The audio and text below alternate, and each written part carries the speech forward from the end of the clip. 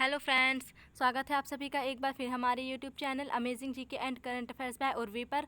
दोस्तों, आज मैं आपके लिए लेकर आई हूँ 16 अगस्त 2021 के most important current affair question and answer in Hindi. जी हाँ दोस्तों, आज की इस वीडियो में हम आज के most important current affair GK question answer पढ़ेंगे। इससे पहले दोस्तों, यदि आपने अभी तक हमारे चैनल को सब्सक्राइब नहीं किया है तो सब्सक्राइब करना ना भूलें, साथ ही बेल आइकन पर प्रेस करके ऑल पर भी टिक कर दें, जिससे हमारी सभी वीडियो सबसे पहले आप तक पहुँचे। तो चलिए शुरू करते हैं आज की वीडियो। आज का हमारा फर्स्ट क्वेश्चन है, किस देश ने सतह से सतह पर मार करने वाली बैलिस्टिक मिसाइल गजनवी का सफलतापूर्वक परीक्षण किया है? तो ये हाल ही में कर लिया है पाकिस्तान ने। 12 अगस्त 2021 को पाकिस्तान ने सतह से सतह पर मार करने वाली बैलिस्टिक मिसाइल का गजनवी का सफलतापूर्वक परीक्षण कर लिया है और ये मिसाइल परमाणु हथियारों को ले जाने में सक्षम है, जो कि 290 किलोमीटर तक के लक्ष्य को आसानी से भेद सकती है। तो बात हुई है पाकिस्तान की, तो राजधानी क्या है? इस्लामाबाद है। करेंसी पाकिस्तानी रुपया। प्रधानमंत्री इमरान खान और राष्ट्रपति हैं आरिफ अलवी। नेक्स्ट है, प्रधानमंत्री नरेंद्र मोदी ने पार्टीशन हॉरर्स रिमेम्बरेंस डे की शुरुआत कब की है? तो ये कब की है? ये की है 14 अगस्त 2021 को। और ये कब पहली बार मनाया गया है दिवस?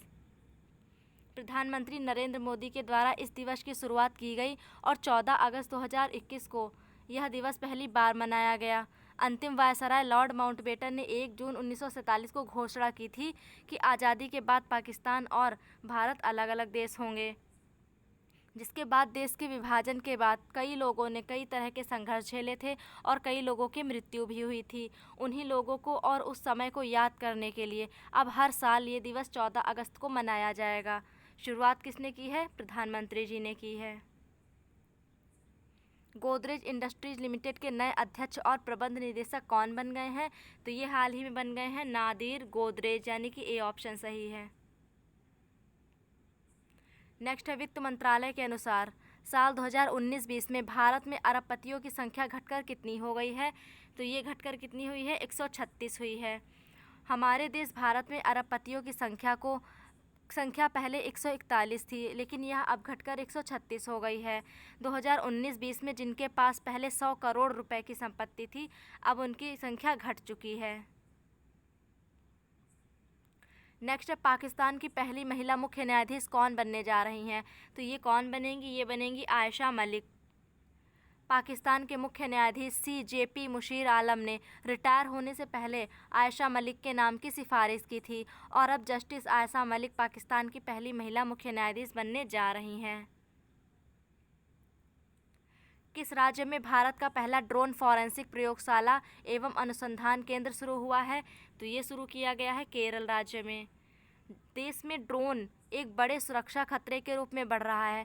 इस पर बढ़ती चिंताओं से निपटने के लिए शुक्रवार को मुख्यमंत्री पिनराई विजयन ने तिरुवनंतपुरम में अपनी तरह का पहला संस्थान ड्रोन फॉरेंसिक प्रयोगशाला एवं अनुसंधान केंद्र शुरू कर दिया है।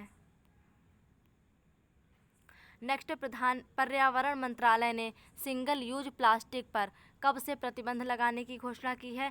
तो देखिए, ये तो हमेशा काफ़ी समय पहले से सुनने में आ रहा है, लेकिन अब लक्ष्य कब तक रखा गया है? 1 जुलाई 2022 तक रखा गया है। पर्यावरण मंत्रालय के द्वारा प्लास्टिक कूड़ा प्रबंधन के संशोधित नियमों की अधिसूचना में जारी किए गए नियमों के तहत ये कहा गया है कि 30 सितंबर 2021 से करीब 50 माइक्रोन की प्लास्टिक पूरी तरह से बंद कर दी जाएंगी। 120 माइक्रोन मोटाई वाले प्लास्टिक बैग का इस्तेमाल शुरू कर दिया जाएगा। 1 जुलाई 2022 से पॉलीस्टाइनिन और एक्सपेंडेंट पॉलीस्टाइनिन के अलावा सिंगल यूज प्लास्टिक के आयात, स्टॉकिंग, वितरण और इस्तेमाल पर पूरी तरह से प्रतिबंध लगा दिया जाएगा। कब से? 1 जुलाई से 2022 में। याद रखिए, मोस्ट इम्पॉर्टेंट क्वेश्चन है। दोस्तों, मैं आपको जितने भी एक्स्ट्रा फैक्ट बता रही हूँ ज़रूर याद रखिए, क्योंकि ये भी मोस्ट इम्पॉर्टेंट है और आपके एग्ज़ाम में भी पूछे जाएंगे। नेक्स्ट है, मानसून डेटा विश्लेषण और मौसम के पूर्वानुमान के लिए भारत ने किसके साथ समझौता किया है? तो भारत ने किसके साथ किया है? अमेरिका देश के साथ समझौता कर लिया है।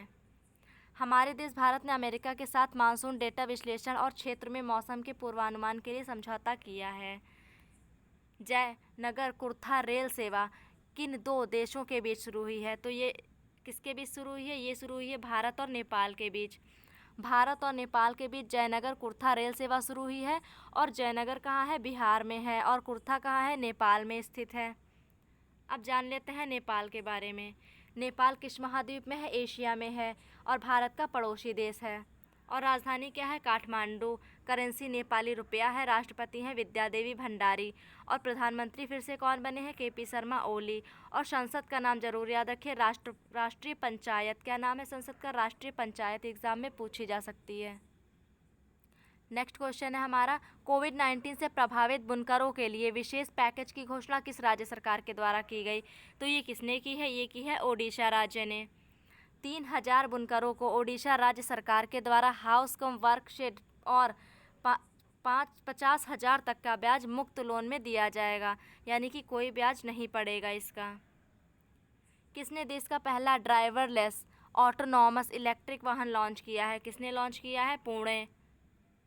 और भारत के पहले ड्राइवरलेस ऑटोनॉमस इलेक्ट्रिक वाहन को हाल ही में पुणे में लॉन्च किया गया। MIT world peace university Pune के मैकेनिकल इंजीनियर के छात्रों के द्वारा ये ड्राइवरलेस ऑटोनॉमस इलेक्ट्रिक 4 व्हीकल वाहन विकसित किया गया है। कैसा है ये? 4 व्हीकल वाहन है और जिसका इस्तेमाल मेट्रो स्टेशन के आसपास के क्षेत्रों को जोड़ने, हवाई अड्डा और विद्यालयों आदि में भी किया जाएगा।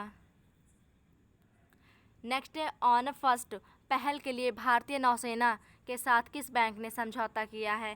तो ये समझौता किया है IDFC फर्स्ट बैंक ने। ऑनर फर्स्ट पहल की शुरुआत के लिए IDFC फर्स्ट बैंक ने भारतीय नौसेना के साथ समझौता किया। इसमें नौसेना के सभी सैनिकों को बैंक प्रीमियम बैंकिंग फैसिलिटी देगी। हाल ही में लॉन्च हुई पुस्तक the biography of A failed venture किसने लिखी है? तो ये किसने लिखी है? प्रशांत देसाई ने लिखी है। इनका नाम याद रखिए आप। पद्मशैली पुरस्कार की स्थापना किस राज्य सरकार के द्वारा की जाएगी? तो ये कौन करेगा? ये करेगा केरल राज्य। इसके बारे में जान लेते हैं। केरल राज्य सरकार के द्वारा पद्मशैली पुरस्कार स्थापित किए जाएंगे और पद्म भूषण, पद्म विभूषण, पद्मश्री की तरह ही अब केरल में केरल भूषण, केरल विभूषण, केरल श्री पुरस्कारों को भी शुरू करने की योजना केरल सरकार बना रही है। और इसी तरह के पुरस्कारों की घोषणा पहले असम राज्य सरकार के द्वारा भी की जा चुकी है, याद रखिए। नेक्स्ट है, मिजोरम के नए राज्यपाल कौन बने हैं? तो नए राज्यपाल बन गए हैं BD मिश्रा। और हाल ही में मिजोरम के नए राज्यपाल ब्रिगेडियर BD मिश्रा बने हैं, जो कि अरुणाचल प्रदेश के भी राज्यपाल हैं। और इसके अलावा सिक्किम के राज्यपाल गंगा प्रसाद ने भी मणिपुर का अतिरिक्त प्रभार संभाल लिया है। तो ये दोनों आप जरूर याद रखें, मोस्ट इम्पॉर्टेंट है। नेक्स्ट है, 3 ट्रिलियन के बाजार पूंजीकरण तक पहुंचने वाली भारत की चौथी IT कंपनी कौन बनी है? तो ये बन गई है HCL। कौन बन गई है? HCL बन गई है। स्थापना कब हुई थी इसकी? 1976 में। हेडक्वार्टर नोएडा में है और CEO कौन है? C विजय कुमार है।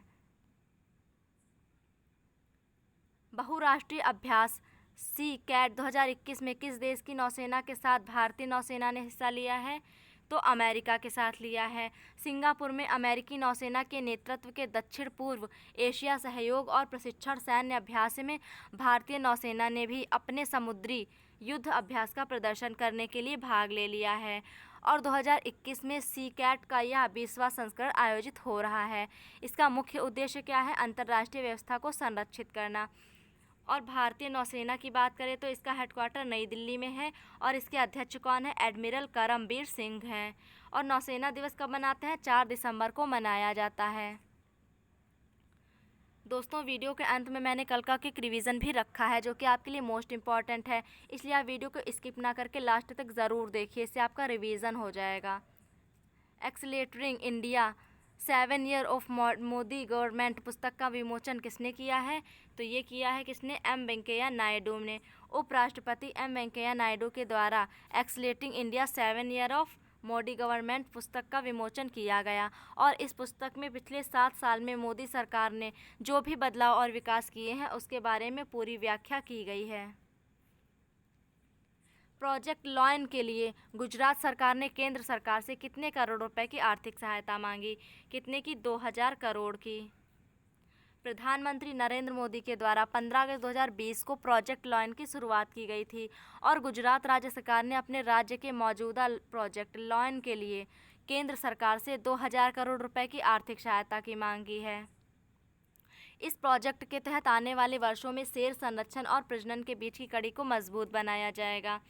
वहीं इसके अलावा प्रोजेक्ट टाइगर की शुरुआत की बात करें तो इसकी शुरुआत 1973 में हुई थी और इसके तहत भारत में पूरे 52 टाइगर रिजर्व आते हैं। और अब बात कर लेते हैं प्रोजेक्ट एलिफेंट की। इसकी शुरुआत कब हुई थी? यहाँ पर गलत लिखा है, 1926 करके कुछ है, इसमें गलत लिखा है, आप इसको देख लीजिएगा। नेक्स्ट है हरियाणा राज्य में बन रहे हवाई अड्डे का नाम किसके नाम पर रखा गया? तो ये किसके नाम पर रखा गया है? महाराजा अग्रसेन के नाम पर रखा गया है। हरियाणा राज्य के हिसार में बन रहे हवाई अड्डे का नाम अब महाराजा अग्रसेन के नाम पर रखा गया है। केंद्रीय गृह सचिव का कार्यकाल 1 वर्ष के लिए बढ़ाया गया, तो बताइए उनका नाम क्या है? इनका क्या नाम है? अजय कुमार भल्ला नाम है। असम मेघालय कैडर के 1984 बैच के आईएएस अधिकारी अजय कुमार भल्ला साल 2019 में गृह सचिव के रूप में नियुक्त हुए थे और अब 12 अगस्त 2021 को उनका कार्यकाल कब तक के लिए बढ़ाया गया? 1 साल के लिए बढ़ाया गया है। नेक्स्ट है मवेशी संरक्षण विधेयक 2021 को किस राज्य ने पारित किया? तो ये किसने किया है? असम ने किया है। इसके तहत मंदिर के आसपास करीब 5 किलोमीटर के क्षेत्र तक कोई भी गौमांस की खरीदी बिक्री नहीं कर सकता है। फिट इंडिया फ्रीडम रन 2.0 की शुरुआत किसने की है? अनुराग ठाकुर ने की है।